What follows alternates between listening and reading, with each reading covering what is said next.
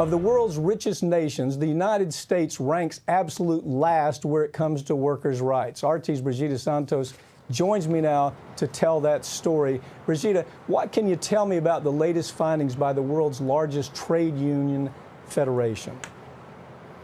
Well, the International Trade Union Confederation has ranked the United States last among the world's 7 largest advanced economies when it comes to workers' rights. Now, the ratings go from best to worst on a scale of 1 to 5, depending on compliance with collective labor rights. The U.S. has been given a rating of 4, which means that the government and companies engage in serious efforts to crush the collective voice of workers and put fundamental rights under threat. America is the only group of 7 nation with systemic violations of rights in the workplace. Other countries around the globe that also bear 4 ratings include Mexico, Nigeria, Congo, and Venezuela, all of which have fewer resources than the United States. What kinds of violations, Brigida, are the most common against employees right now? What do you see as the trend? What the Global Rights Index has exposed is a breakdown in the social contract that governments and employers have with workers. Now, this isn't only happening in the United States, but on a global scale. And in fact, violations against workers around the world have reached a 7-year high, with upward trends in restricting collective bargaining, criminalizing striking, and excluding workers from joining or establishing unions. While it's not illegal to strike or establish unions in America, workers who try to do so here are often retaliated against by employers. Back in 2017, a judge had ruled that Tesla CEO Elon Musk broke the law by threatening employees and retaliating against them for wanting to unionize. Another U.S.-based company that does things like this is Amazon. They've been accused time and time again of firing workers who have led or participated in strikes.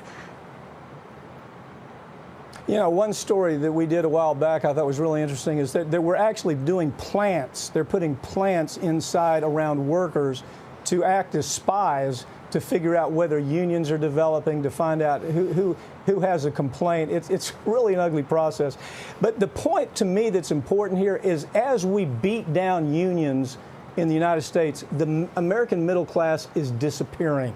They're not around anymore. And what that ends up doing is moving to the 0.0001% of the economy of Americans holding on to all the money. It's a really ugly story. When this federation says, look, we looked at everything and this is bad. I want to ask you this. How has the coronavirus pandemic allowed companies to even advance this further on worker agendas? Well, since the COVID-19 outbreak, many companies have changed the rules to boost their own financial interests at the expense of workers. Now, in some industries, employees have even been asked to sign away their rights to sue their bosses if they contract the virus on the job. And the U.S. Chamber of Commerce is now lobbying for national liability protections. But we really see violations of workers' safety and health playing out in the meatpacking industry. Thousands of pages of documents reveal how major meatpacking companies like Tyson Foods, National Beef, Smithfield, and others have failed to protect over 24,000 workers from contracting the coronavirus.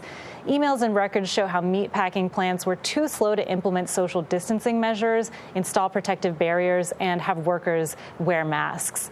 Meatpacking companies have even used their power to circumvent recommendations from local health officials. And this has happened in other industries as well. Unfortunately, coronavirus is giving these companies sort of like permission to change the rules, and they say that they're doing it to protect workers, but they're really not.